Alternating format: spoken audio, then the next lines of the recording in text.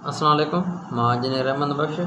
जी त अॼु हिकु तमामु ई इम्पॉर्टेंट अहम टॉपिक खणी आया आहियूं, जेको आहे लाॻरथम जो।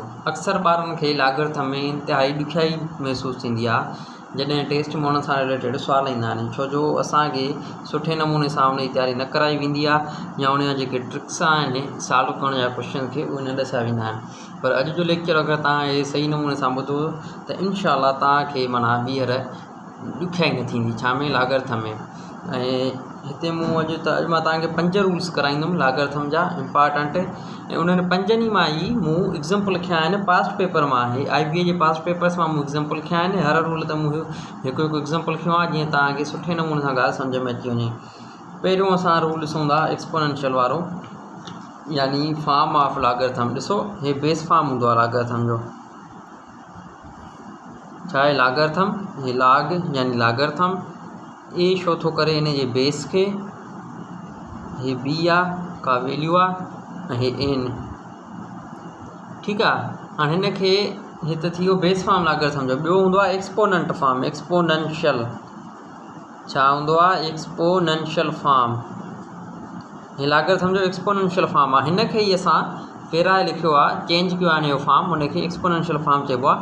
ॾिसो हाणे जेको बेस आहे इहो हिते बेस थी वेंदो, हिते लाॻरथम जो बेस हो, हिते हिन एक्सपोनेंट जो बेस आहे। एन असांजो एक्सपोनेंट थी वियो, हुनजो बेस ए आहे, ऐं जेको बी असांजो वैल्यू आहे उहा असांजी हुनजे इज़ इक्वल अची वई। ठीकु आहे। यानी बी फ्री हिते अची वियो, ए बेस असांजो हिते बेस थी वियो, एन एक्सपोनेंट थी वियो ए जो। ठीकु आहे। हाणे इन रूल ते जेको एग्ज़ाम्पल आहे, हे IBA जे पास पेपर में एग्ज़ाम्पल खयो आहे। मूं चए थो log 3, log लाॻरथम बेस 3 अथसि, ऐं बी हीअ बी असांजी वैल्यू आहे। हे छा आहे? बी। हे असांजो ए थी वियो base. 108 - 3 power x is equal to 4। ॾिसो हाणे हे असांजो छा थी वेंदो? एन थी वेंदो। हाणे सभ खां पहिरियों स्टेप तव्हां छा कंदव? हिन खे कन्वर्ट कंदव बेस फॉर्म मां एक्सपोनेंशियल फॉर्म में। ठीकु आहे। हुन लाइ तव्हां छा खणंदव? पहिरियों बेस खे खणंदव। छा? ॾिसो बेस ए, हिते बेस छा आहे असांजो? 3। पोइ तव्हां छा कंदव? जेको एन आहे यानी हिते 4, उहो इन बेस जो पावर थी वेंदो, एक्सपोनेंट थी वेंदो। बराबर में तव्हां बी जी वैल्यू रखंदव। हिते असांखे गिवन आहे 108 - 3 पावर x। ॾिसो हाणे हिकिड़ो रूल हूंदो आहे, जॾहिं इक्वल साइन जे ॿिन्ही पासे जेके डिजिट्स आहिनि, नंबर आहिनि, उन्हनि जो जेकॾहिं बेस सेम आहे त पावर इक्वल थींदा आहिनि। पर हाणे हिते 108 बाय, पोइ हाणे असां छा कंदासीं?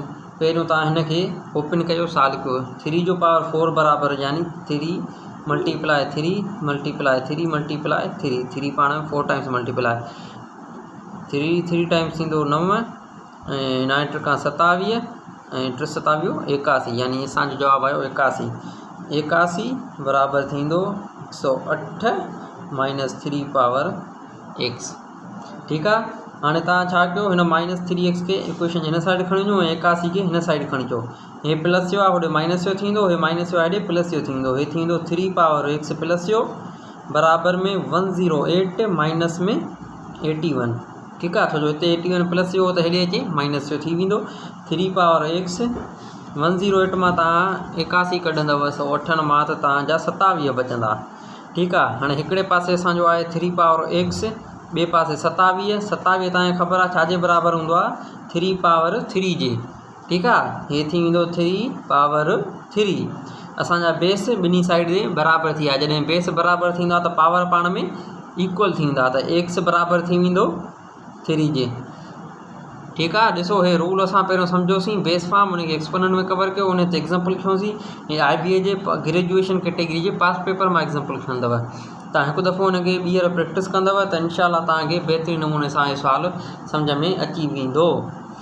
हाणे इन ई रूल सां रिलेटेड हिकिड़ो ॿियो प्रॉब्लम कयूं था, जेको इहो इन खां थोरो सिंपल वे में आहे। सिंपली असांखे ॾिनल आहे log 3, हिते बेस 3 आहे, बी जी वैल्यू असांखे 81 आहे, ऐं असांखे एन यानी एक्सपोनेंट फाइंड करिणो आहे।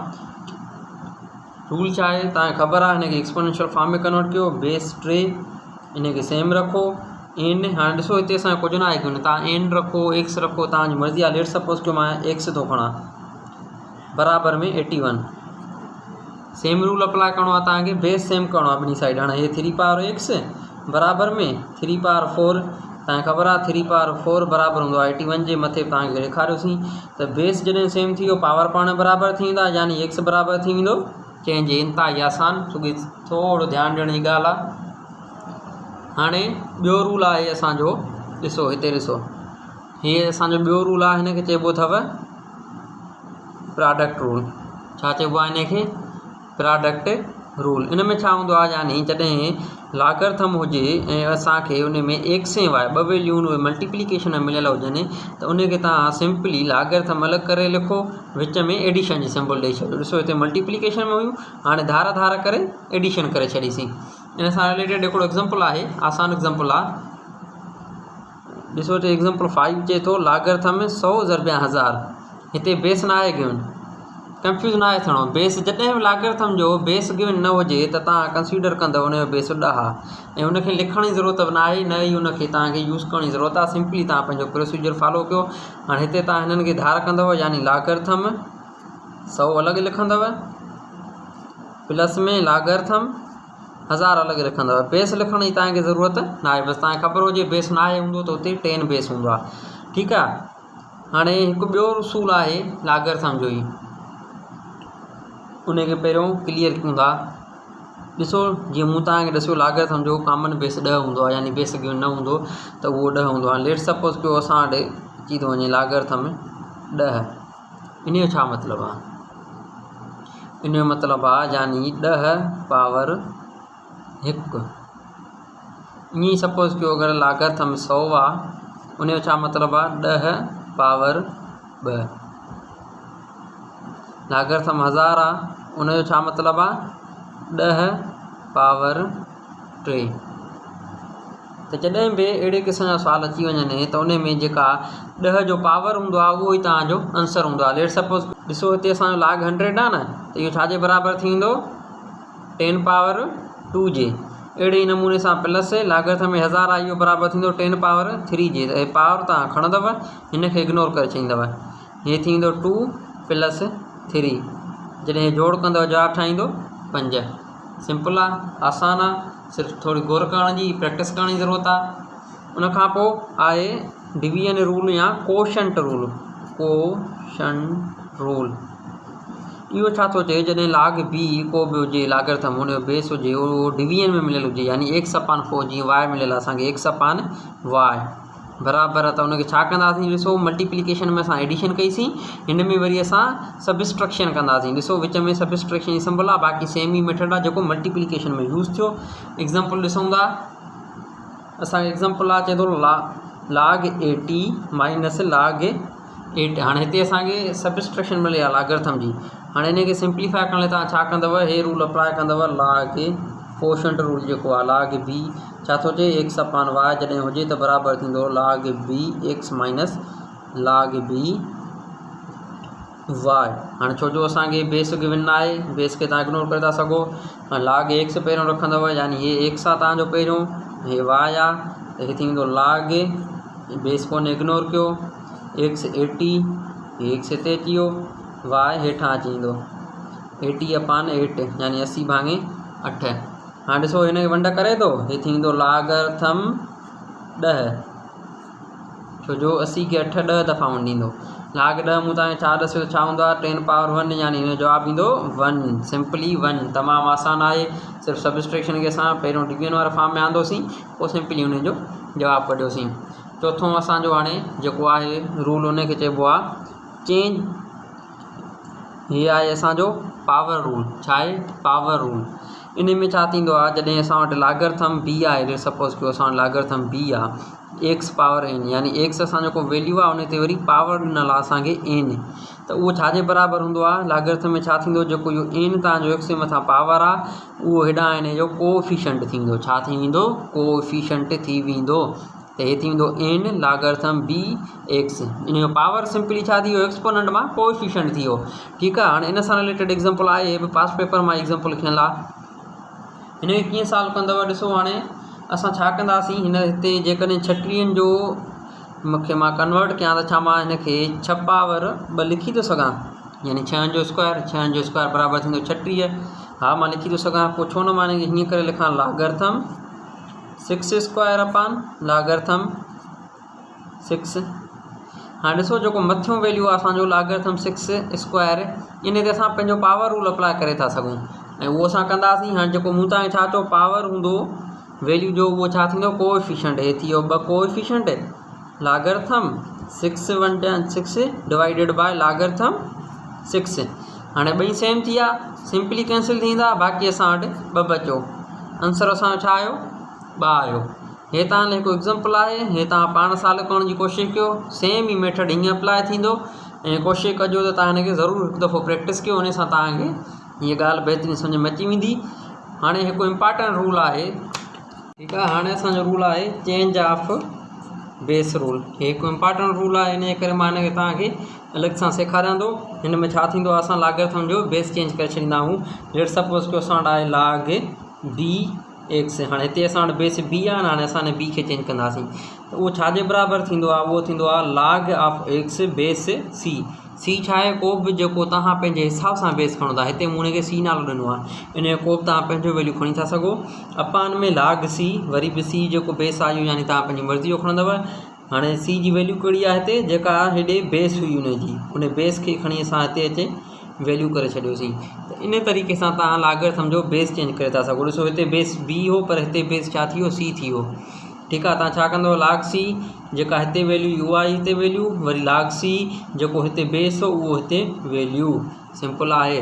हाणे लेट सपोज़ कयो तव्हां जेको बेस खणो था उहो तव्हां पोइ यानी ॿियो नथा खणो 10 था खणो ऐं तव्हांखे ख़बर आहे 10 जेको आहे उहो अंडरस्टूड हूंदो आहे, त उनखे कीअं लिखंदव लाग bx बराबरि सिंपली लाग x अपान लाग b यानी वैल्यू हुन जे लागरथम जी वैल्यू ऐं हेॾां वारो बेस हिन लागरथम जी वैल्यू, बाक़ी हिते c जी छो जो अंडरस्टूड आहे 10 बेस आहे। हाणे हिकिड़ो IBA जे पेपर मां सुवालु आहे, इंतिहाई लेंदी आहे, ॾिसण में तव्हांखे कंफ्यूज़िंग लॻंदो हूंदो पर आसान आहे। बसि हे ई रूल तव्हांखे हे वारो हुन ते अप्लाई करिणो आहे, हे इंतिहाई आसान थी वेंदो। ॾिसो लाग सेम पहिरियों हुनखे कन्वर्ट कयूं था, लाग सेम हिते वैल्यू 2 आहे त उहा 2 हिते वैल्यू थींदी अपान में लाग हिते बेस 3 आहे, इहो हिते हिन जो वैल्यू थी वेंदो मल्टीप्लाई सेम हिन ते अचो लाग ये वैल्यू या वैल्यू हिते सेम अपान में लाग हिते बेस आहे या हिते वैल्यू थी वेंदी, वरी मल्टीप्लाई कयो हिन खे था कन्वर्ट कयूं लाग ये वैल्यू हिते वैल्यू अची वई अपान में लाग हिते बेस आहे हिते वैल्यू थी वेंदो, मल्टीप्लाई कंदासीं। हाणे हिन खे कन्वर्ट कयो लाग 5 वैल्यू आहे हिते 5 वैल्यू थी वेंदी अपान लाग हिते 6 बेस आहे इहो हिते वैल्यू थी वेंदो ज़रबिया हिन खे कन्वर्ट कयो लाग 6 हिते वैल्यू आहे हिते वैल्यू थी वेंदो लाग 7 हिते बेस आहे हिते वैल्यू थी वेंदो। सेम तरीक़े सां हिन आख़िरी ते अचो हिन खे कन्वर्ट कयो लाग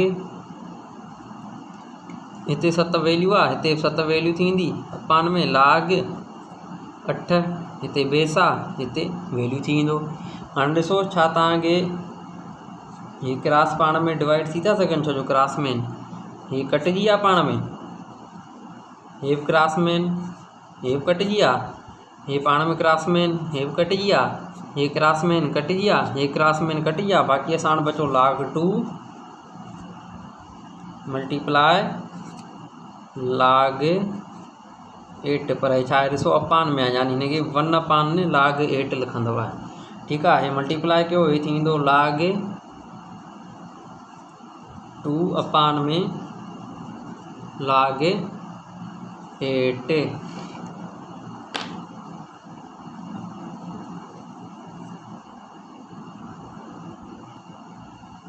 हाँ ॾिसो हिन ते वरी असां एक्सपोनेंट रूल अप्लाई था कयूं, कीअं था कयूं, हे लाग 2 असांजो सेम अपान में लाग हिन 8 खे मां लिखी थो सघां 2 पावर 3 त मां हिते उहे थो कयां 2 पावर 3। हाणे एक्सपोनेंट पावर छा थो अचे त लाग x पावर n बराबरि हूंदो आहे n लाग x जे, इहो हिते अप्लाई था कयूं, हे असांजो लाग 2 अपान में हे थी वेंदो 3 लाग 2 लाग 2 में कैंसिल, बाक़ी असां वटि बचो 1 अपान 3। ॾिसो असां जवाबु अची वियो 1 अपान 3। लेंदी आहे एतिरो लेंदी न आहे अगरि तव्हांजो कॉन्सेप्ट क्लियर आहे। हिकु दफ़ो तव्हां कॉन्सेप्ट क्लियर करे वेंदव त तव्हां हिनखे मैक्सिमम 1 to 2 मिनट्स में सॉल्व करे वेंदव, सिंप्लीफाई करे वेंदव। असां पंहिंजी पूरी कोशिशि कयूं था त तव्हांखे बहितरीन नमूने सां सम्झाए सघूं। अगरि तव्हांखे को टॉपिक आहे जंहिंमें तव्हांखे ॾुखियाई थी थिए तव्हां उहो असांखे कमेंट में मेंशन कयो, इनशाला असां उहो तव्हांजो कवर कराईंदासीं टेस्ट में। बाक़ी जीअं त जुमो छंछरु 2 ॾींहं बचा आहिनि त जेतिरो थी सघेव प्रैक्टिस कयो। मैथामेटिक्स प्रैक्टिस सां हूंदी आहे, सिर्फ़ु तव्हां वीडियो ॾिसंदव या कंहिं बुक तां कुझु पढ़ंदव त उन सां तव्हांखे फ़ाइदो न आहे पुछण वारो, जेसिताईं तव्हां पाण प्रैक्टिस न कंदव। असांजो यूट्यूब चैनल जेको आहे उनखे सब्सक्राइब कयो ऐं असांजे फेसबुक खे फॉलो कयो, असां सां गॾु रहो। इनशाला तव्हांजो टेस्ट में बहितरीनु स्कोर हूंदो।